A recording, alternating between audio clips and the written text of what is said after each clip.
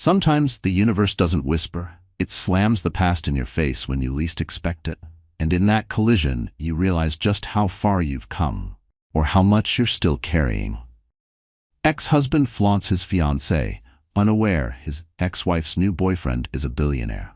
Natalie Carter never imagined she'd run into her ex-husband Brandon Walsh again, especially under such extraordinary circumstances.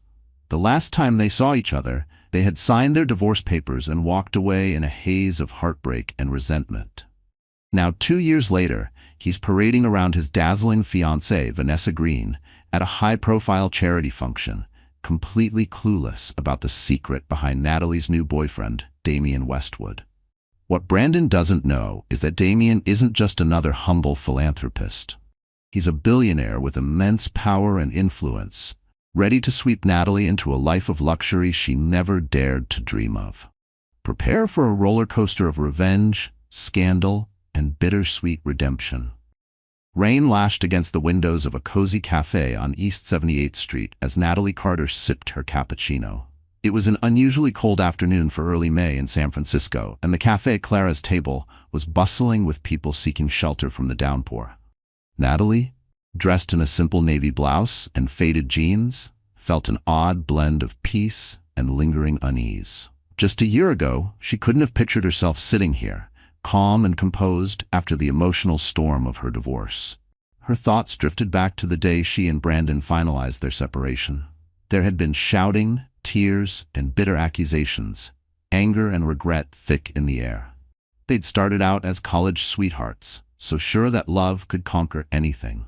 But over time, Brandon's ambition twisted into cutthroat competitiveness, and Natalie's hope for a supportive partner shattered under his relentless criticism. They argued constantly about money, lifestyle, and their future. Eventually, the fractures turned into wide, unfixable cracks. A blaring horn outside snapped her back to the present. She instinctively checked her phone. Damian Westwood, the man she had been seeing for the past 2 months, had promised to meet her after his board meeting. From there, they planned to head to an art gallery opening hosted by her dear friend, Amira Lin, an up-and-coming curator. That familiar, cautious voice inside her warned not to get too hopeful.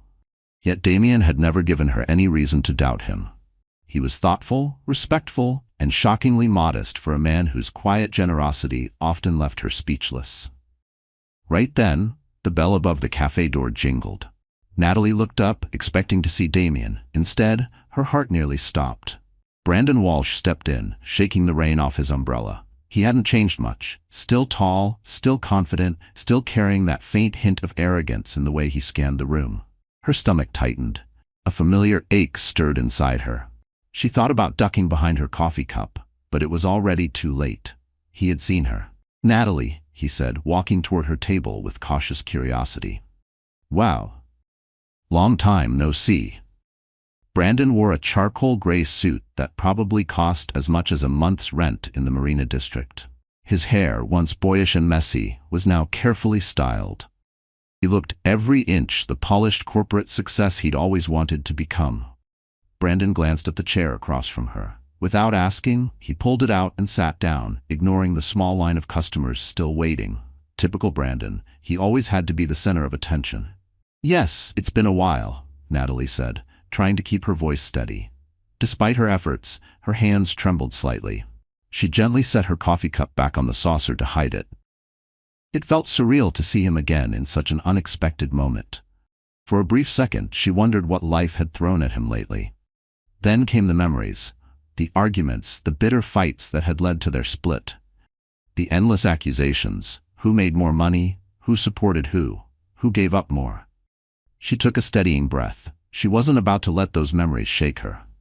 "You look good," Brandon said, leaning back casually. "I heard you moved back into the city. How have you been?" He tried to smile, but it came off a little stiff. They weren't the same people who had once shared a life. "I'm doing fine," Natalie replied. "Just taking things one day at a time." "And you?" "Busy as ever. I just had a meeting nearby with a client," he said, tapping his fingers rhythmically on the edge of the table. Then came a pause. "Listen, I know things didn't end well."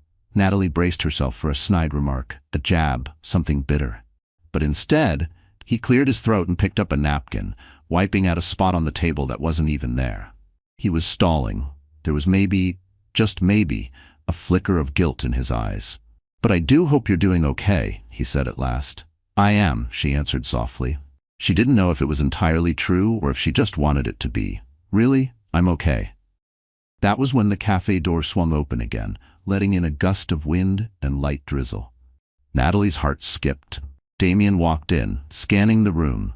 Tall, composed, dressed in a tailored navy blazer and matching slacks that made him stand out effortlessly. He spotted Natalie, and a warm smile spread across his face. Brandon followed her gaze, his brow furrowing ever so slightly, confusion giving way to something colder, calculation. "Natalie," Damien said, walking over with a calm, self-assured presence. "Sorry I'm late, the meeting ran long." He placed a gentle hand on her shoulder and leaned down to press a soft kiss to her cheek. The warmth of that small gesture sent a ripple of comfort through her, just enough to steady the storm rising beneath her skin. Brandon arched an eyebrow. "So this is?"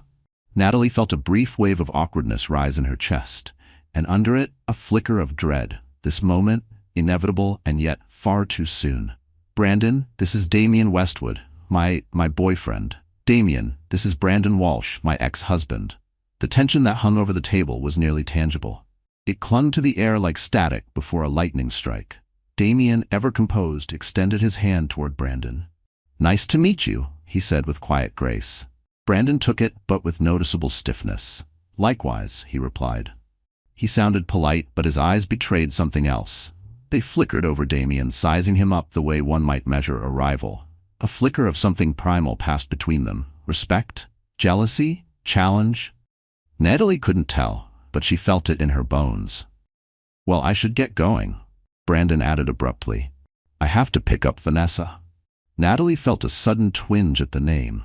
She vaguely remembered Brandon mentioning a coworker named Vanessa during the last year of their marriage, someone he had seemed to admire. Maybe a little too much. Or perhaps it had just been her insecurities. But if it had only been in her head, why did it still sting like truth left unspoken? Either way, the mention of her stirred something sharp beneath the surface. Brandon was engaged, apparently.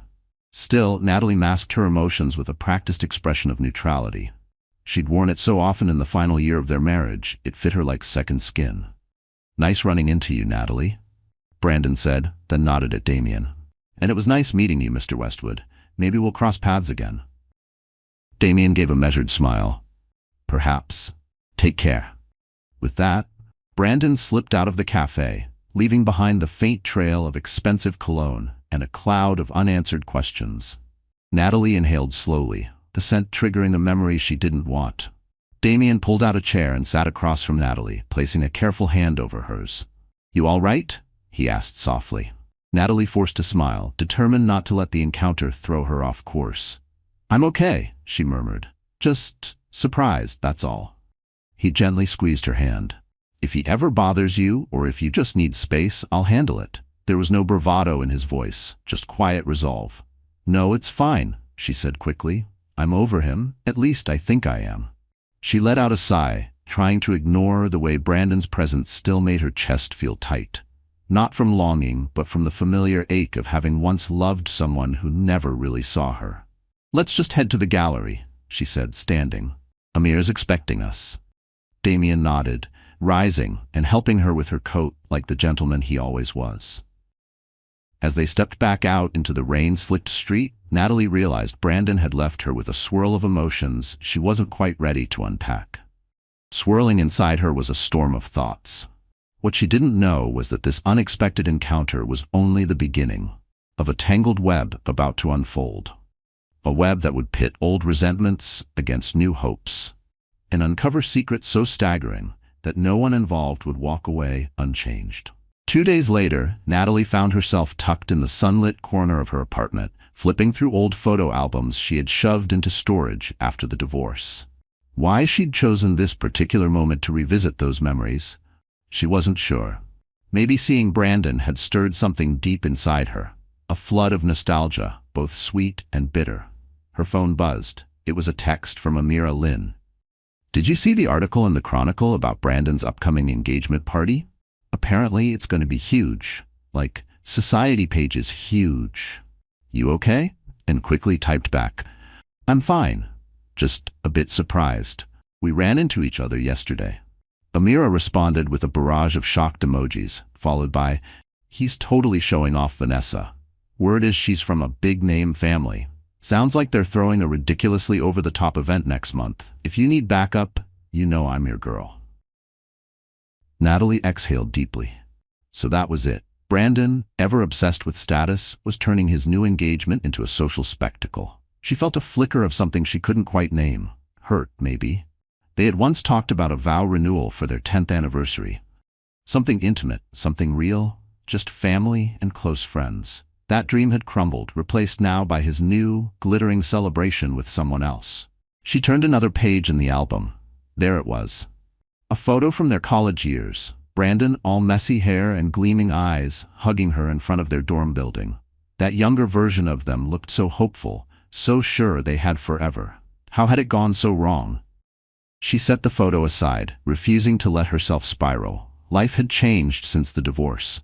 She was no longer that version of herself. She had her own architecture studio now, Carter Design Studio, and had kept the Carter name, mostly because the business had been legally registered under it well before the marriage fell apart. She'd built a small but promising client list. And then there was Damien. He had entered her life like a breath of fresh air. She thought of his kind eyes and his easy, calming presence. They'd met at a charity gala that Amira had dragged her to months ago. He had been quietly introduced as a philanthropic donor, one who kept a low profile despite his apparent generosity to social causes.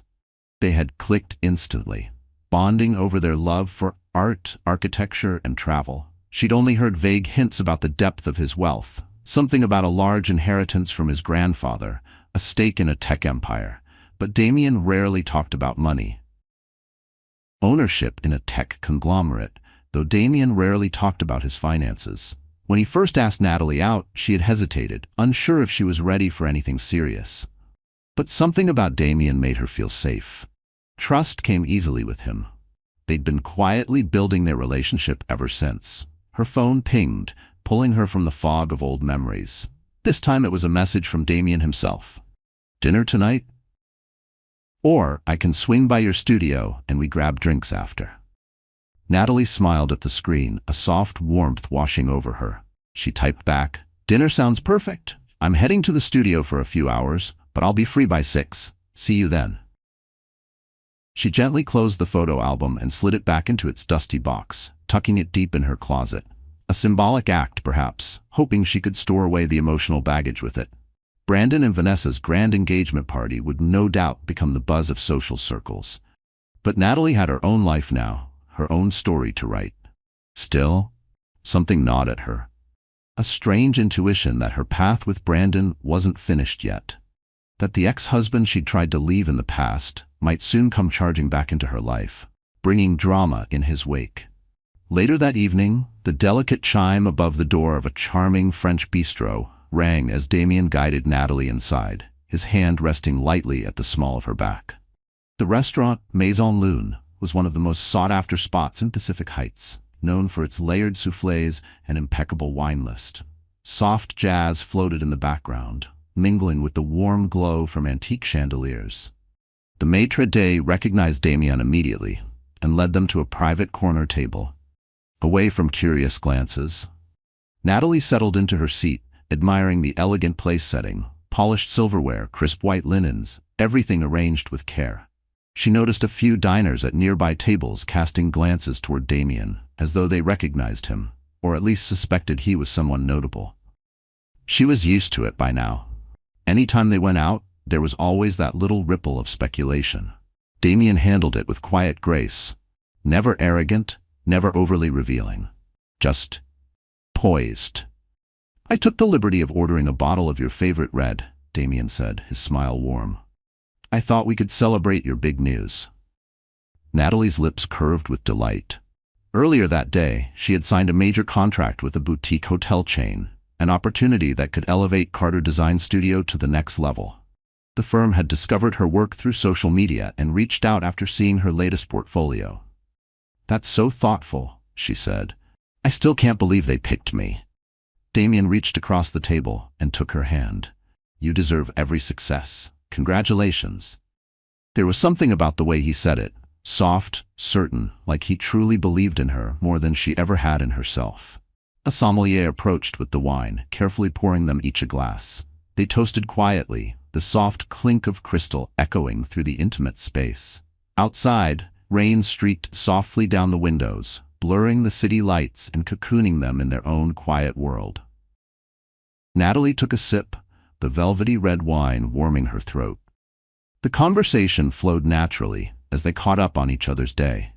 Damien mentioned an upcoming trip to London for a philanthropic conference, though, true to form, he avoided sharing too many details about his financial affairs. She wondered, not for the first time, what he held back. Not out of secrecy, but perhaps out of habit or protection. There were walls around him, elegant but firm. Natalie, on the other hand, lit up as she spoke about her new design concepts for the boutique hotel. Her mind had been racing with ideas since the contract was signed. She described sketches and mood boards with a kind of energy she hadn't felt in years. And he listened, not just politely, but with real interest. Halfway through the meal, her plate filled with a rich coq au vin, his with a perfectly seared salmon, Damien set down his fork and cleared his throat. I've been thinking, he began, glancing at his plate as if gathering the right words, about introducing you to some people in my circle, friends, business associates. I want them to know about the incredible woman I'm with. There was a flicker of vulnerability in his voice that she rarely saw, like this mattered more than he let on. Natalie paused, fork halfway to her mouth. You do? She asked, her heart skipping a beat. It wasn't just the invitation, it was the meaning beneath it. The line between his world and hers was about to blur. They had been dating for a couple of months, and things had been growing stronger. Still, meeting people from his inner circle felt like a big step, especially when those circles likely included powerful executives, dignitaries, and influencers. Would they look at her as an outsider? Would she look at herself that way too?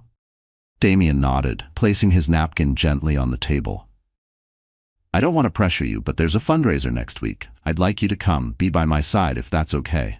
He held her gaze with quiet intensity, as though silently reassuring her she belonged. A swirl of emotions tugged at her, excitement, curiosity, and a flicker of nerves. Of course, she replied softly, I'd be honored. Damien's face lit up with warmth. He reached across the table again, gently rubbing his thumb over her knuckles. Thank you. I'm really happy to have you in my life, Natalie. She smiled, but part of her heart ached in the best way, like it was healing faster than she could process.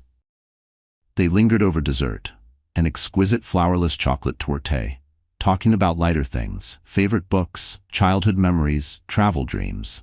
Natalie found herself floating in a quiet sense of contentment, warmed by the possibility of a new chapter ahead. For the first time, the future didn't feel like something she had to brace for. It felt like something she could reach for. Brandon's name hovered unspoken between them, but she didn't feel the need to bring him up. Tonight belonged to Damien, to peace, to hope. By the time they finished, the bistro had begun to close. I'll drive you home, Damien said, guiding her to a sleek black sedan waiting at the curb. She remembered the first time he'd shown up with a private driver. She had insisted on taking a cab, because the idea of arriving in a chauffeured car felt too indulgent. But over time, she'd become more comfortable with the life Damien lived, even if she still preferred to pay her own way whenever she could. She'd grown more at ease with Damien's world, though she still insisted on paying her own way whenever she could. Inside the car, Damien's arm draped around her shoulders as she leaned into him. Relaxed. She closed her eyes, letting the soft glow of the city lights flicker across the windows as they wove through the streets of San Francisco. The hum of the engine lulled her into a quiet, peaceful reverie. In that moment, she allowed herself to believe that maybe, just maybe, her life was finally moving forward, free from the heartbreak that had once consumed her. The next morning, sunlight streamed through the tall windows of Natalie's architecture studio. She sat at her drafting table, carefully finalizing the sketches for the boutique hotel project. Pencil strokes curved into elegant lines, forming arches and forms that reflected her vision of a modern yet inviting interior. The sharp ring of her desk phone jolted her from her creative flow. Natalie Carter, Carter Design Studio, she answered, tucking her pencil behind her ear. Natalie, it's me, came Amira's animated voice. You're not going to believe this. Natalie sat up straighter. What? I just heard from a colleague at the Chronicle that Brandon and Vanessa are hosting their engagement soiree at the Four Seasons next week. And guess what? They're apparently inviting everyone from your old circle, friends, acquaintances, even a few of your past clients. Natalie's stomach turned. Why would they invite me, though? She asked. Yeah, that's the weird part, Amira replied. Word is Brandon didn't want you there, but Vanessa insisted. She told the Chronicle she wants a harmonious future, or maybe she just wants to flex a little. Amira paused, then softened her tone. I know you probably don't care anymore, but I thought you should know, just in case an invitation shows up. Natalie let out a long, slow breath. She hadn't expected Brandon's engagement to go so public, but knowing his obsession with appearances, she wasn't shocked. Thanks for the heads up, Natalie said. If I get invited, I'll think long and hard before deciding anything. Just remember, Amira added, you don't owe them a single thing. Natalie smiled faintly at that. How's Damien, by the way? At the mention of him, Natalie's lips curved upward. He's good. Actually, he wants to introduce me to his circle at this fancy fundraiser next week. Amira laughed. Ooh, big week coming up for you, huh? Better you than me. But seriously, I'm so happy for you. And if you need a +1 to Brandon's fiasco, or a bodyguard, I'm your girl. They ended the call, and Natalie stared at the phone for a beat, her thoughts swirling. She was certain Brandon's event would be a sparkling showcase of high society and power brokers. A celebration of wealth, influence, and polished smiles. Vanessa Green, she now remembered, came from old Boston money. Rumor had it she was a sharp corporate attorney. Brandon probably saw her as the perfect combination: romantic interest and strategic advantage. Romantic and strategic match. That afternoon, a delivery courier arrived at Natalie's apartment with a large, cream-colored envelope embossed in gold. Her pulse quickened. A chill ran through her despite the warm cup of tea in her hand. Something about the weight of the envelope felt ominous. The return address read, Mr. Brandon Walsh and Miss Vanessa Green. She sighed. So the rumors were true. They'd really invited her. Inside, the invitation was thick, glossy, and unmistakably extravagant, detailing the upcoming soiree at the Four Seasons. Natalie slipped it back into the envelope, unsure whether to toss it into the trash or bury it in a drawer. It seemed too loud to ignore, too insulting to acknowledge. Part of her suspected this was a calculated move by Vanessa, either to appear gracious or to flaunt their social elevation. Or maybe it was something more insidious. A subtle message: you're welcome to watch what you lost. Later that evening, as she settled into her couch with a throw blanket draped over her lap, Natalie mulled over the invitation. She decided she'd bring it up with Damien, get his perspective. Maybe they'd just skip it entirely. But the envelope still sat on her coffee table like a dare. A glossy provocation in cursive print. She had no desire to watch Brandon parade his fiancée around a ballroom, to watch them toast champagne in the same room where she might still be seen as a ghost. And yet, a small voice inside whispered that maybe, just maybe, it would be empowering to walk in on her own terms, with someone who cherished her, to show them that she was no longer the broken woman Brandon had left behind, that she had risen from the ashes of their past, not bitter, but better. She picked up her phone and called Damien. He answered on the second ring. Natalie, he greeted. I was just thinking of you. Well, she said with a hint of dry amusement in her voice. I've received something interesting. Oh? Natalie exhaled. An invitation to Brandon's engagement soiree. Damien paused on the other end. How are you feeling about that? She curled into the corner of the couch, hugging the pillow tighter. I'm conflicted. Part of me wants nothing to do with it, but another part of me? I don't know. Maybe I want closure. Maybe I just want to prove to myself that I'm okay. Her voice wavered slightly, caught between old wounds and new strength. She hesitated. Also, it wasn't Brandon who sent it. Vanessa specifically invited me. It almost feels like a trap, but maybe I'm reading too much into it. Or maybe it was exactly that, bait disguised as courtesy. Damien's voice was calm, reassuring. Whatever you decide, I'll be right there with you. If you want to go, I'll stand by your side. If you don't, we can do something else, something far from that circus." His words wrapped around her like armor, quiet but impenetrable.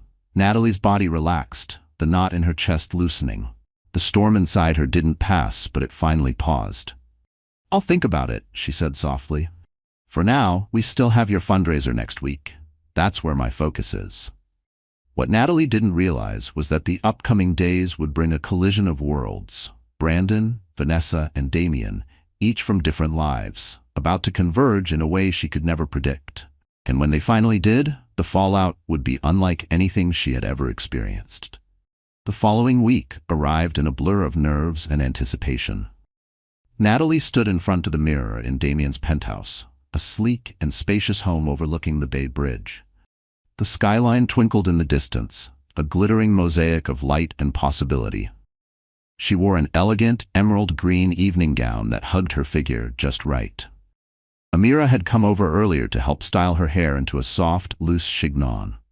Now, as Natalie looked at her reflection, she saw something she hadn't seen in a long time. Quiet confidence. She wasn't entirely sure she felt it yet, but at least she looked the part. Damien, adjusting his cufflinks, stepped up beside her. "You look breathtaking," he murmured, pressing a gentle kiss to her temple. "Are you ready?" "As ready as I'll ever be," Natalie replied with a small smile. "I still don't know who all is going to be there." Damien paused for a moment. "It's going to be a mix: philanthropists, investors, and a few celebrities who support the foundation. These events can be a lot. If at any point you want to leave, just say the word." They arrived at the grand ballroom of the Laurelwood Hotel, greeted by a frenzy of flashing cameras and sleek luxury cars rolling up to the entrance. A crowd of polished donors and socialites flowed toward the entrance. Natalie stayed close to Damien, feeling a rush of relief as they finally stepped inside the elegantly adorned venue. Crystal chandeliers sparkled overhead, and servers moved gracefully with trays of champagne flutes. Almost immediately, a striking woman with auburn hair approached, beaming. "Damien, darling," she cooed, kissing both of his cheeks. "So good to see you. And who is this stunning lady?" Damien placed a hand gently at Natalie's back. "Monica, meet Natalie Carter, my girlfriend. Natalie, this is Monica Herrera. She's on the board of the Global Arts Foundation." Monica's eyes lit up. "Pleasure to meet you, my dear. Damien's told me you're an architect. How wonderful. We must talk about the new cultural center we're developing in Berkeley." They exchanged pleasantries, and though Natalie smiled graciously, she felt slightly overwhelmed by Monica's energy. More people soon joined them, the conversations following a predictable rhythm. Cordial introductions, mild curiosity about Natalie's background, and then a quick pivot to philanthropic endeavors or business ventures. She quickly realized many of these guests lived in a world far beyond her own, a world where alliances were formed over charity galas and seven-figure donations. Midway through the evening, Natalie drifted toward a quieter corner to admire an exhibit highlighting the foundation's work. Photos of hospitals built in underserved regions, art scholarships awarded to young talents, and environmental restoration projects spanning continents. She was quietly reading a plaque about a wildlife conservation effort in Africa when a voice startled her from behind. "Natalie Carter? Is that you?" The voice was male and vaguely familiar. She turned around and froze. It was David Russell, an old acquaintance of Brandon's and someone he used to meet with about real estate ventures. David's eyes widened in recognition. "Almost didn't believe it. How are you?" Natalie forced a polite smile. "I'm well, David. Didn't expect to see you here." Her voice was calm, but a familiar tightness crept into her chest, the kind that came from standing too close to old ghosts. "I'm a sponsor," he replied, swirling the wine in his glass. "Always good for business to donate to worthy causes, right?" He gave a grin that didn't quite reach his eyes, the kind of grin that said, "I'm here to be seen, not to feel." "Actually, I've got a table next to, Brandon Walsh. At the engagement party, you planning to attend?" Natalie felt her posture stiffen. Like a reflex, her spine straightened, her breath caught. The mention of Brandon's name still came with static. "Still deciding?"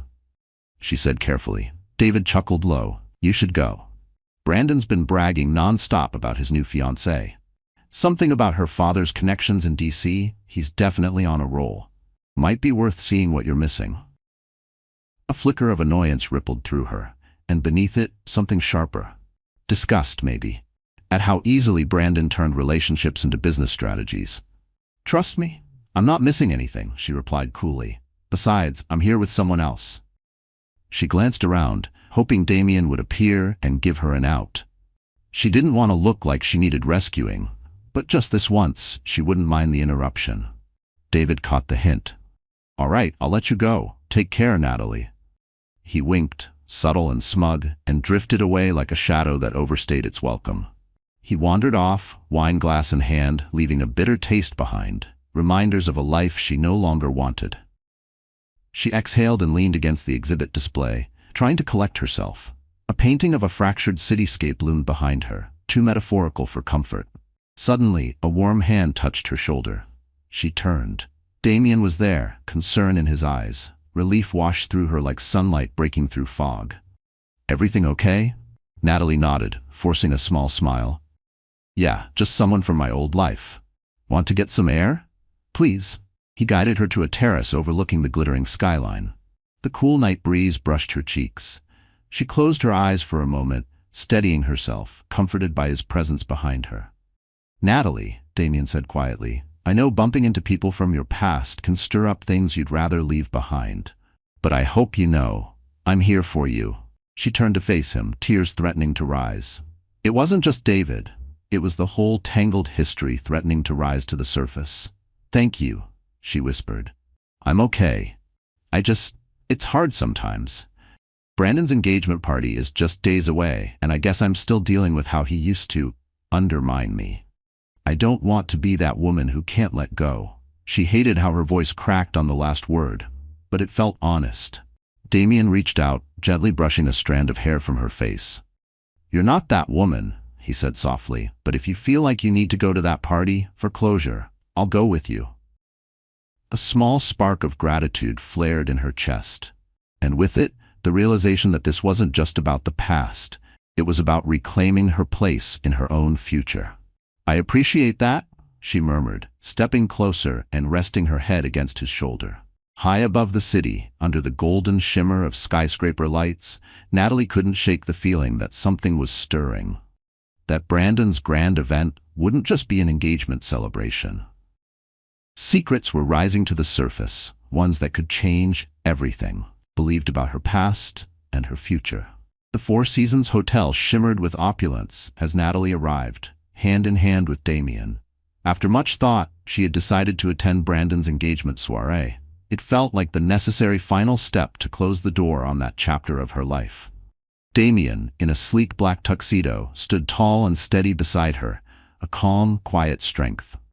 Natalie wore a midnight blue gown that contrasted beautifully with her dark hair, and for the first time in a long while, she felt an inner confidence she wished she'd had years earlier. A red carpet stretched along the hotel entrance, where paparazzi snapped photos of high-profile guests, CEOs, politicians, and socialites, as they stepped into the event. Inside, a lavish floral arrangement dominated the grand foyer. Classical music floated in from a string quartet in the ballroom, while waiters glided between guests, offering trays of champagne and hors d'oeuvres. Within minutes, Brandon appeared. He looked sharp in a custom-tailored suit, his expression flickering with surprise as his eyes landed on Natalie and Damien. At his side stood Vanessa Green, radiant in a silver gown that shimmered under the chandelier light. Her auburn hair was swept into a graceful updo. Vanessa's gaze settled on Natalie with polite interest. Natalie? Vanessa greeted warmly, extending a hand. I'm so glad you could make it. Brandon mentioned he'd run into you recently. Natalie shook her hand, noting the massive diamond on Vanessa's finger. Thank you for the invitation, she said with a carefully polite smile. Brandon cleared his throat. Damien, he said with a nod. Good to see you again. Damien responded with calm grace. Likewise, congratulations on your engagement.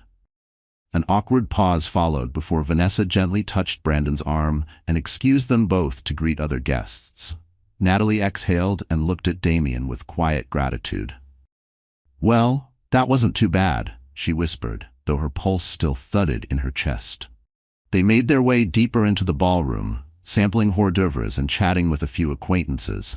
Amira was there too with her boyfriend and waved Natalie over to a corner. They chatted for a bit, Amira slipping in dry, witty remarks about Brandon's over-the-top decor choices, but despite the laughter, a subtle current of tension wove through the evening. From afar, they watched as Brandon and Vanessa held court.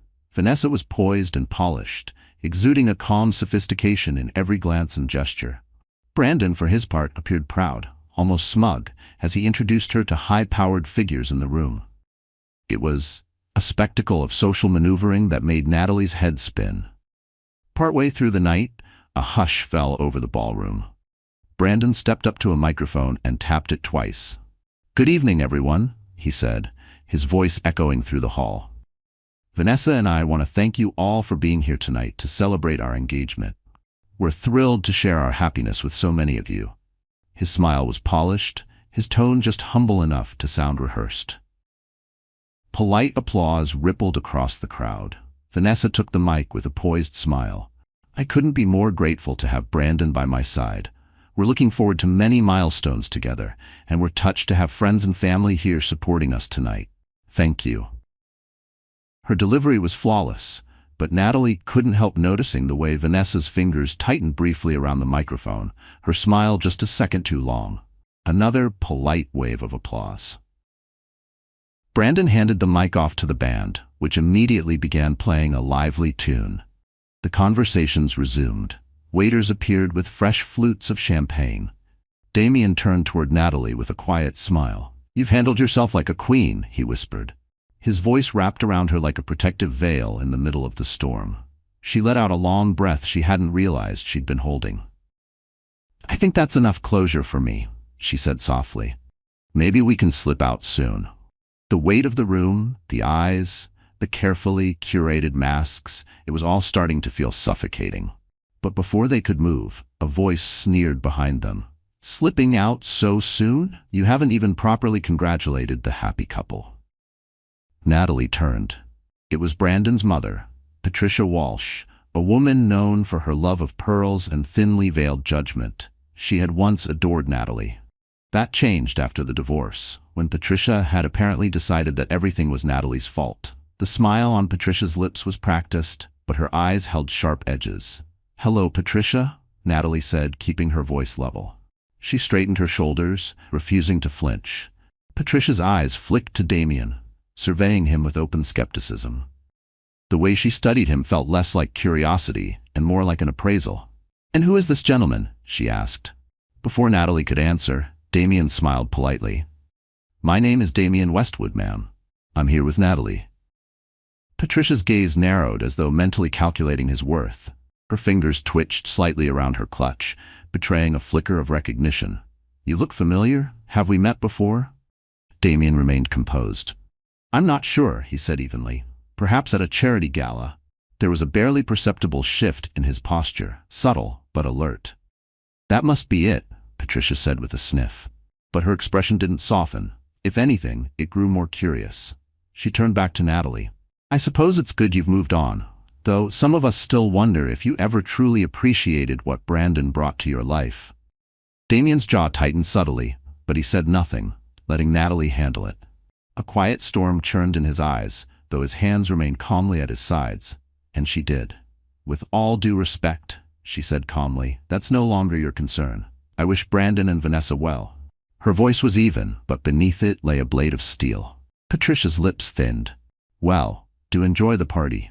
She pivoted and walked away, trailing tension like expensive perfume. And for a moment, Natalie could almost hear the echo of the woman she used to be, desperate for Patricia's approval. That woman was gone. Damien placed a gentle hand on Natalie's back. "You all right?" "I'm fine," she said quietly. "Let's get some air." They strolled out to a small terrace overlooking the glittering city below.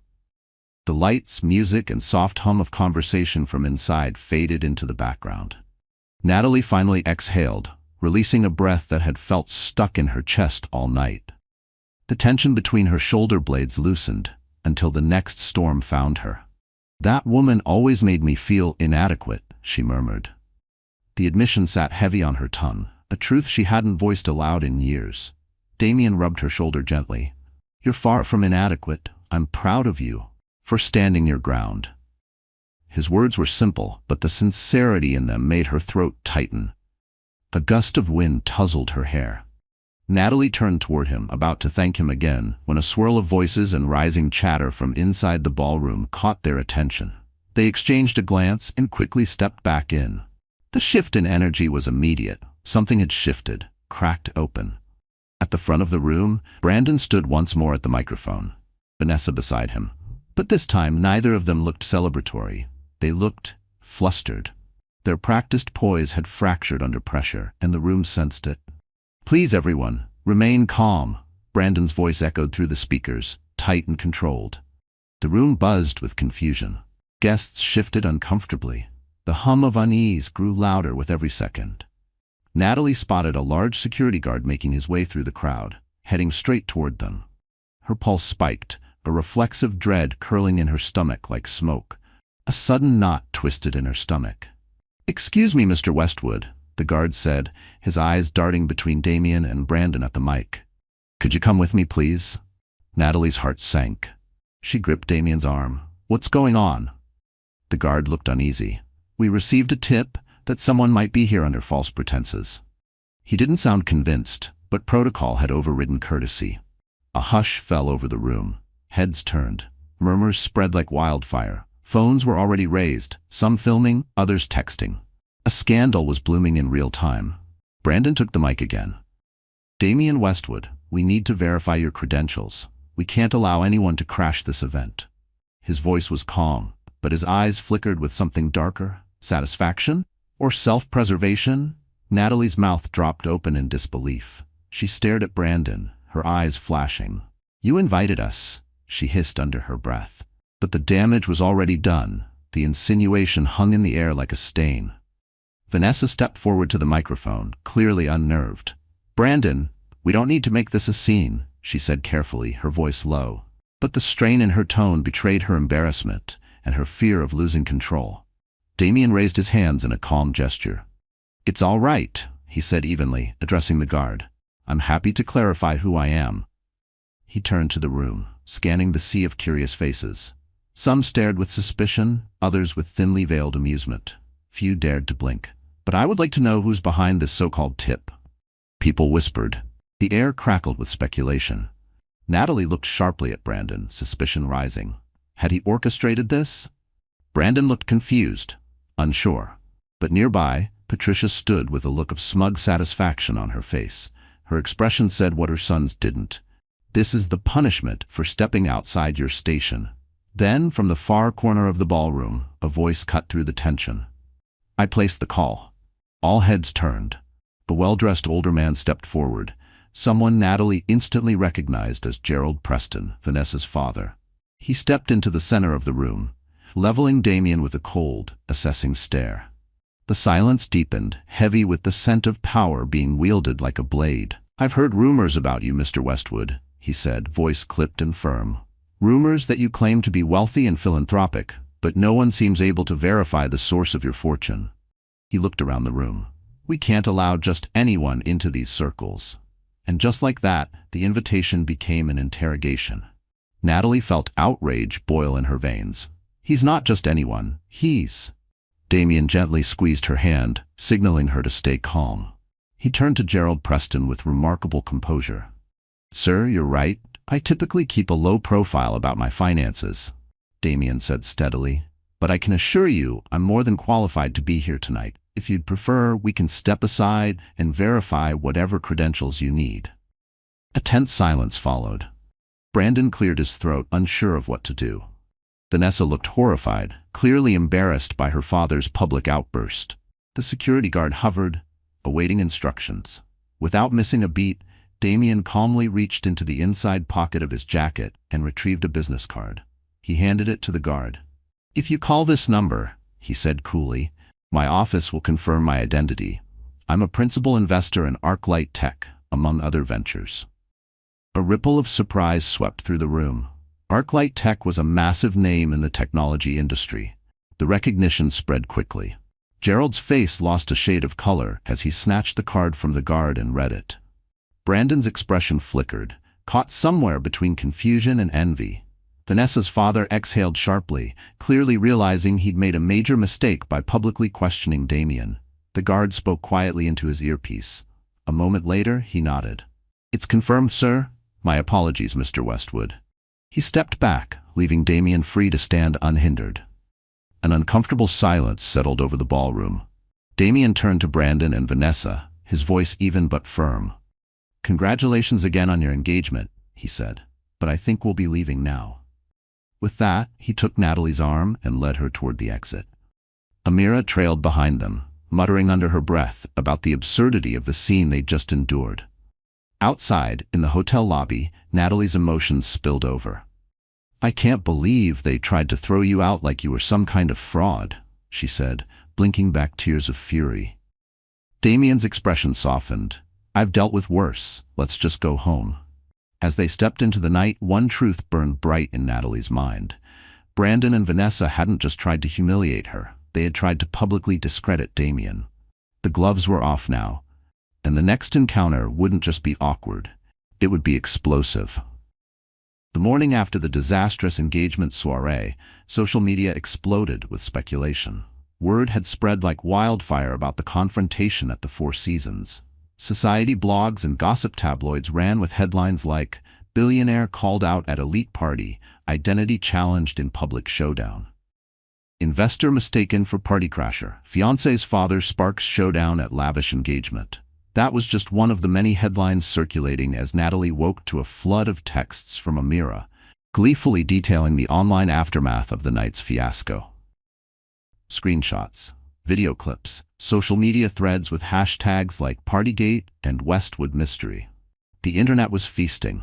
Even Brandon had called her late in the night, leaving a voicemail, one she had no intention of returning. Still, curiosity got the better of her. She tapped play.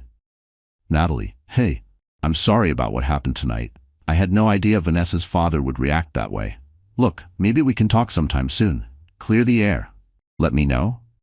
She deleted the message without hesitation, irritated but strangely satisfied. The sound of his voice, once so familiar, now felt like a relic from another life, one she had no desire to reopen. At least now, Damien's identity was no longer a mystery to anyone.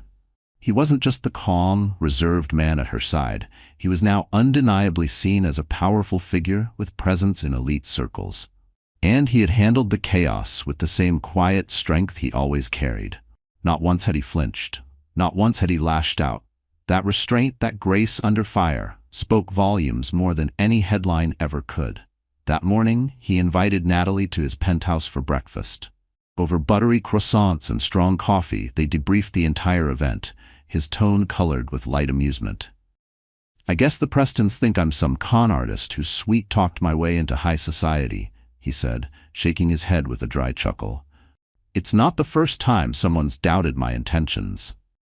But this time, Natalie could hear the wariness beneath the humor, the sting of being questioned not for what he'd done, but for what he represented. Natalie frowned over the rim of her mug. "It's not fair. You've done so much good. You shouldn't have to keep proving yourself." Her voice sharpened, protective now. She hated that the world demanded credentials for decency. He shrugged. "Money complicates things. People see a fortune and either want something from you or assume you're hiding something." He looked out the window briefly, eyes flicking toward the skyline as if searching for some version of himself he used to be. He reached across the small cafe table in his penthouse living room, brushing his thumb across her knuckles. "That's part of why I don't talk about it much, but I don't want you caught in the crossfire either." Natalie shook her head, gently intertwining her fingers with his. "I'm proud of who you are, Damien. If someone has a problem with it, that's on them." Her words came out firm, unwavering, because she meant everyone. A flicker of softness lit his expression, and he leaned in to press a gentle kiss to her forehead. It lingered longer than usual, as if trying to say the things words didn't yet dare to. Just then, his phone buzzed on the table. He checked the screen, brows furrowing. "Everything okay?" Natalie asked. Her stomach dipped slightly, already sensing a shift. He sighed. "Something urgent with one of my companies. There's an acquisition deal hitting a snag. I might need to fly to San Francisco tomorrow." Natalie set down her coffee, concern creeping into her voice. "For how long?" A couple of days, maybe a week, I'm not sure yet. Still, Damien exhaled, rubbing the back of his neck. I'm sorry about the timing. I hate leaving, especially after everything that just happened. Natalie offered a soft, reassuring smile. Don't worry. Go handle your business. I'll be fine. They spent the rest of the day together, strolling through the park and browsing a local art exhibit, deliberately choosing to tune out the media frenzy swirling around them. Natalie felt a deepening sense of calm in Damien's presence, as if together they could weather anything. Yet underneath her outward serenity, a lingering suspicion simmered. Brandon had never liked being overshadowed. He thrived on control and despised being made to look weak or inferior. Now that Damien's identity and his wealth were public knowledge, Natalie suspected Brandon would see it as a threat. And when Brandon felt threatened, trouble tended to follow. Her intuition proved accurate. Late that afternoon, just as she was about to return to her apartment, her phone buzzed. An unknown number flashed on the screen. She hesitated, then answered. Natalie, it's Vanessa. The voice trembled, composed but barely. Can we meet? I need to talk to you about Brandon. Natalie's pulse quickened. Vanessa? Why would she call? Part of her braced for some kind of ambush or confrontation, maybe even an accusation that she'd upstaged the engagement soiree. But the shakiness in Vanessa's voice wasn't aggressive, it was fragile. Curiosity got the better of her. They agreed to meet at a quiet tea shop the next day. When the call ended, Natalie sat frozen for a moment, her stomach twisting. Vanessa hadn't sounded smug or performative. She'd sounded almost desperate. Maybe the picture-perfect facade of Brandon and Vanessa's engagement was already beginning to crack. And if so, what secrets might come spilling out? The next day, gray skies hung low as Natalie stepped into Marlowe's tea house in Midtown, a cozy spot known for its loose-leaf blends and calming ambiance. She slipped into a corner booth, scanning the softly lit space. Vanessa arrived shortly after, wearing a black trench coat over a cream blouse. Her posture was stiff, and when she removed her coat, her hands trembled ever so slightly. Thank you for meeting me, Vanessa said quietly, settling across from her. Natalie studied her face. There were faint shadows under her eyes. She didn't look anything like the glowing fiancée from the engagement party. No problem, Natalie replied gently. What's going on? A server came by, and Vanessa ordered chamomile tea. Natalie asked for Earl Grey. They sat in awkward silence until the server left. Vanessa cleared her throat. I know this might sound strange, but I don't have many people I can talk to about Brandon. She hesitated, eyes dropping to the table. He never speaks much about you, but I did some digging. I know how your marriage ended, abruptly, painfully. Natalie's stomach tightened. What do you want to know? Vanessa laced her fingers together tightly. Her knuckles turned white as if bracing herself against her own thoughts. Is he always this controlling? She hesitated, then continued, voice quiet but edged with frustration. I've seen glimpses before, but last night, how he handled the fiasco with your boyfriend, he was furious. Not because his father embarrassed Damien, but because he felt overshadowed. We had a huge fight afterward. Her lip trembled just for a second, before she steeled herself again. Natalie studied Vanessa's face, weighing how honest to be. She recognized that haunted look. She'd worn it herself once in the mirror. There was no point in sugarcoating the truth. Brandon has a need to win, she began softly. Everything in our marriage turned into a competition. It didn't start out that way. In college, he was driven, but kind. But over time, his ambition became everything. He set these impossibly high expectations. And if I didn't meet them, he'd tear me down. Her voice tightened, not with anger, but with the memory of being slowly eroded. She paused. He never saw me as his equal. It was always about him. Vanessa's eyes shimmered with unshed tears. She blinked fast, like she refused to let them fall. Not here, not yet. I'm starting to see that too. After last night, he stormed around the penthouse, shouting about how he'd be damned if he let some nobody show him up. I pointed out that Damien is clearly not a nobody, and Brandon lost it. She looked down at her hands, voice trembling. I have money, connections, but Brandon wants more than that. He wants me to help him climb. Her words cracked under the weight of realization, as if she were hearing herself for the first time. Natalie felt a pang of empathy, despite all the pain Brandon had once caused her. She remembered how charismatic he could be, how persuasive, how easy it was to get caught up in his oversized dreams. He made you feel like you were building something big together, until you realized the foundation was made of you. So why reach out to me? Natalie asked gently. Vanessa hesitated, then glanced around the tea shop, her eyes darting as though checking for eavesdroppers. Even here, in a quiet booth surrounded by warm lighting and clinking cups, she looked hunted. Because I'm not sure I can go through with this engagement, and I need to know if Brandon's ever done anything questionable, financially or otherwise. She swallowed. My father's pressuring me to go through with the wedding, but I'm scared. Her voice barely made it past her lips, but fear has a sound, and Natalie heard it loud and clear. Natalie's thoughts drifted back to the fights over money during her marriage. She remembered Brandon once trying to convince her to dip into her personal savings to fund one of his risky ventures. When she refused, he called her short-sighted and unsupportive, and that had just been the start. Every disagreement after that had a price. But illegal?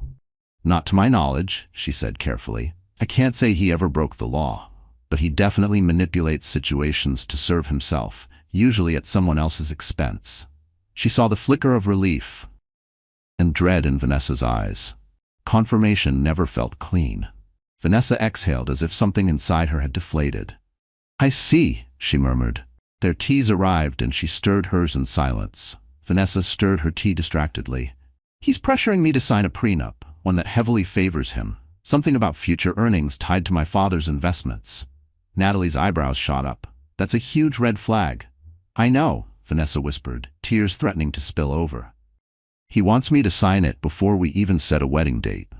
My father thinks it's just smart business, but I'm not comfortable. And after last night, the way he went on about Damien, I realized I don't even know the man I'm engaged to. A wave of sympathy rolled through Natalie. As much anger as she held toward Brandon, she couldn't deny that Vanessa was trapped in a toxic situation. You have every right to be cautious, Natalie said gently. Listen, if you ever need someone to talk to or a place to clear your head, you can reach out to me. I'm not your enemy. Brandon is my past. Vanessa bowed her head. Thank you, I appreciate that. They sipped their tea in thoughtful silence. After a few moments, Vanessa spoke again. I'm going to talk to him. I'm planning to confront Brandon about postponing the wedding, at least until I feel more secure about everything. I just don't know how he'll take it. Natalie's mind flashed to memories of Brandon's volatility, how quickly his charm could turn to rage when he felt challenged. Whatever you decide, be safe, she said firmly. Brandon can be vindictive, especially if he feels cornered. Keep your support system close. Vanessa nodded, blinking back tears. I will. And Natalie, about what happened at the engagement party. I'm sorry for how my father treated Damien.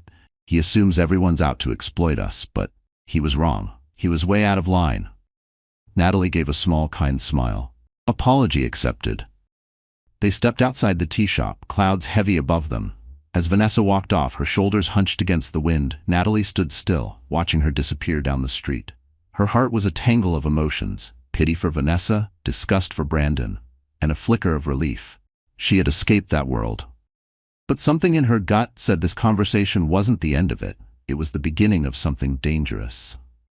Brandon, when cornered, could be ruthless, and if Vanessa truly chose to push back, she might expose a side of him Natalie knew all too well, the side that never forgave or forgot. The next morning, Natalie awoke to a flurry of frantic texts from Amira. Still half asleep, she reached for the remote and turned on the TV. A breaking news banner flashed across the screen. Brandon Walsh under investigation for fraud. Just days after his self-important engagement soiree, Brandon was now the subject of a high-profile inquiry into alleged financial crimes. Reporters claimed he had falsified records in a corporate merger, allegedly exploiting his fiancée's family connections for personal gain. Natalie stared at the news report, a storm of emotions swirling inside her. Shock, vindication, and a strange, residual sadness for a man she had once loved. The headlines were brutal. Brandon's face plastered across every outlet. His downfall wasn't just public, it was cinematic. Her phone rang again. It was Amira, breathless with updates. It's everywhere, she said. He's toxic now. Investors are pulling out left and right. Vanessa's dad, Gerald Preston, pulled all of his support. And get this, word is Vanessa herself handed over evidence to the investigators. She flipped. Her tone was half in shock, half in awe. As Natalie tried to process it all, another call buzzed in, an unknown number. She answered, already bracing. Her pulse spiked. A familiar dread crept in like cold air under a door. "Natalie?" came the unmistakable voice of Brandon, raw, shaky, desperate. "I'm out of options. They froze my accounts. Vanessa's gone. You have to help me." His voice cracked halfway through, and for a brief moment he didn't sound like the man who once stood so confidently on pedestals. He sounded like someone watching his kingdom burn. His words tumbled out like a landslide, panic laced with disbelief.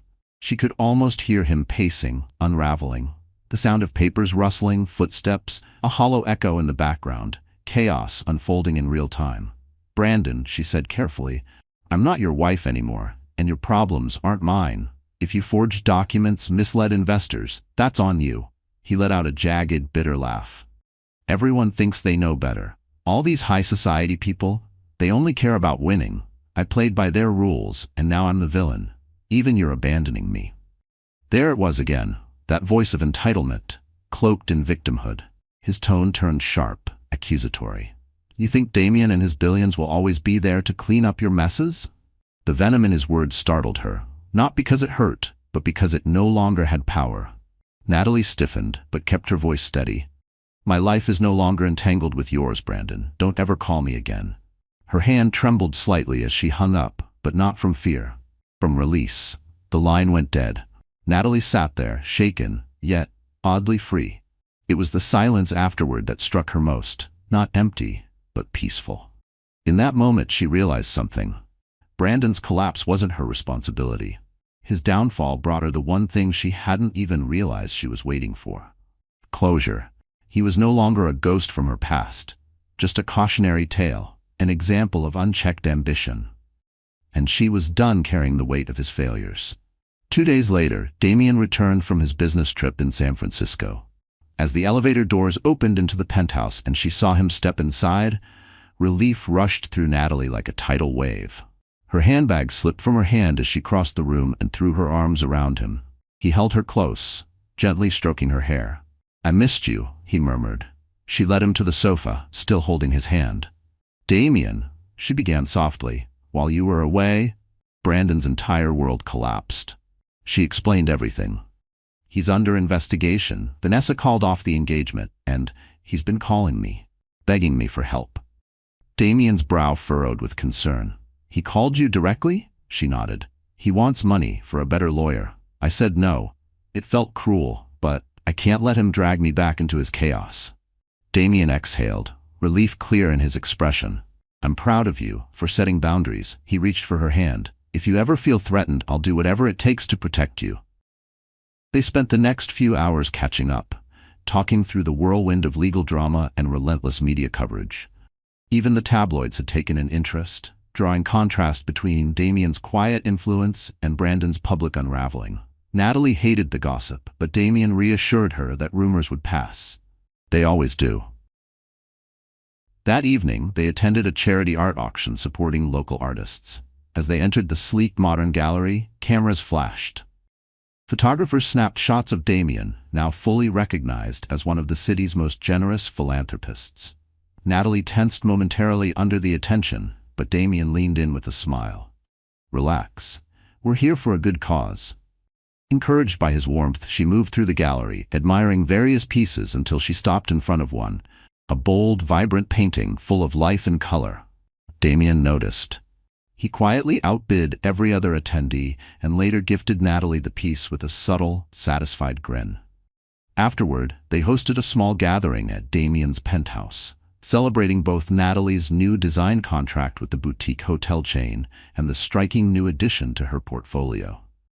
Amira arrived early, throwing her arms around Natalie and launching into the latest updates on Brandon's downfall, from canceled contracts to furious investors backing out.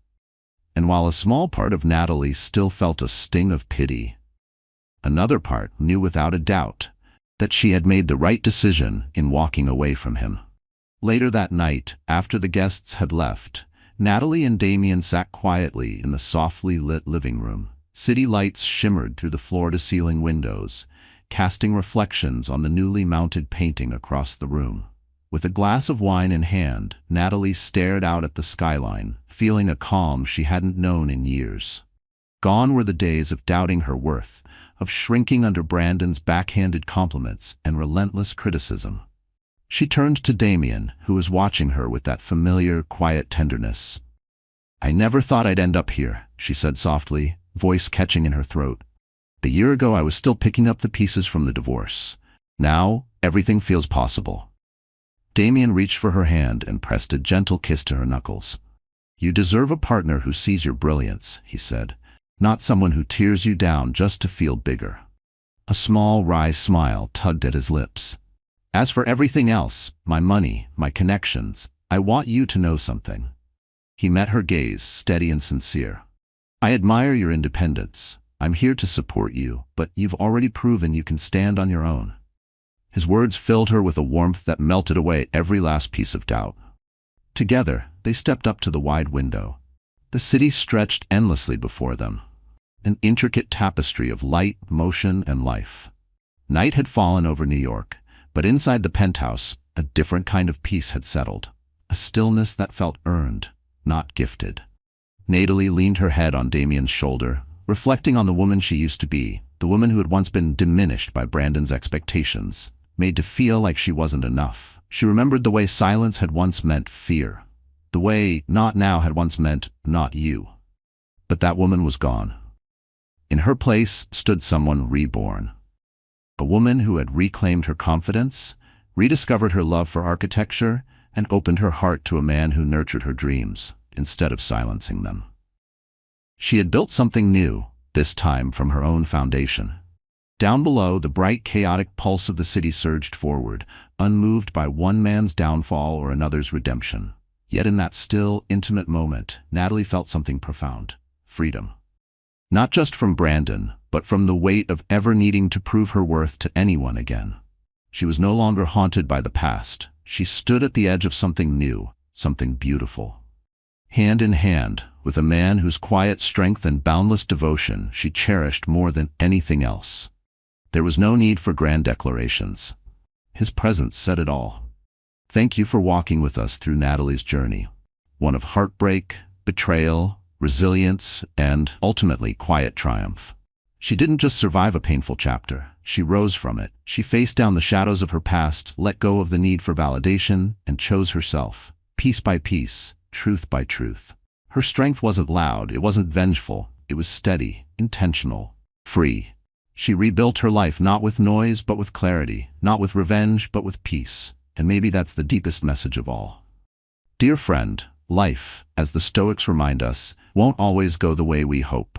People will disappoint us, plans will fall apart, but we are never powerless. Every day we're given a choice to let the pain define us or to use it as fuel for something better. Natalie's story is not just about love lost. It's about the love she found within herself. It's about choosing to rise, not because the world made it easy, but because she refused to stay broken. We don't get to choose what storms come, but we do get to choose who we are after they pass. So let today be the day you stop chasing approval and start honoring your own strength. If this story moved something in you, if you saw even a piece of your own journey reflected in Natalie's, we'd be honored if you tap like, share this with someone who needs it, and subscribe for more stories that go beyond the surface, stories that remind us we're not alone. Thank you for being here. You matter more than you know.